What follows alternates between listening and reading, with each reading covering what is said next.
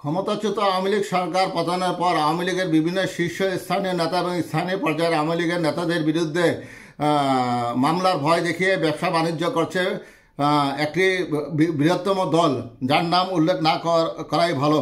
জনগণ ভালো করে চিনে কারা ব্যবসা বাণিজ্য করছে। বিচারের দাবিতে ব্যবসা শুরু হয়েছে আমাদের সমাজে। আসিফ নজরুল উপদেষ্টা, আইন উপদেষ্টা। মামলা বাণিজ্য শুরু হয়েছে, মানবতা বিরোধী অপরাধ হত্যার বিচারের দাবিতে ব্যবসা শুরু হয়েছে আমাদের সমাজে। এদেরকে আমরা চিহ্নিত করব, অবশ্যই তাদের জবাবদিহিতার আওতায় আনতে হবে বলে মন্তব্য করেছেন আইন উপদেষ্টা জনাব আসিফ নজরুল। সোমবার 30শে ডিসেম্বর জুলাই অভ্যুত্থানে ঢাকা বিভাগের শতাধিক শহীদ পরিবারকে দ্বিতীয় ধাপে আর্থিক সহায়তার এক চেক হস্তান্তর অনুষ্ঠানে তিনি এসব কথা বলেন। সঠিকভাবে মামলার আহ্বান জানিয়ে আইন উপদেষ্টা বলেন, অবশ্যই আমাদের শুদ্ধভাবে মামলা করতে হবে।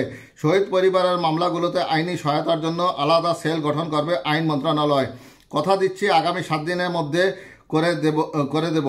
এছাড়া আমাদের পক্ষ থেকে যা যা করার দরকার সেটা আমরা করে দিব। পুলিশ কেন কাজ করছে না তার ব্যাখ্যা দিয়ে তিনি বলেন, গত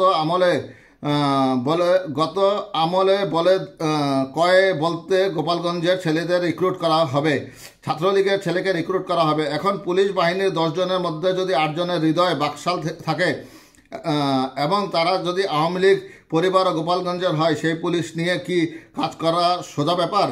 যেই পুলিশ গণহত্যাকারীদের প্রধান বাহিনী ছিল, তারা কি তাদের বিচারের প্রতি আগ্রহ দেখাবে? প্রশ্ন রাখেন আইন উপদেষ্টা।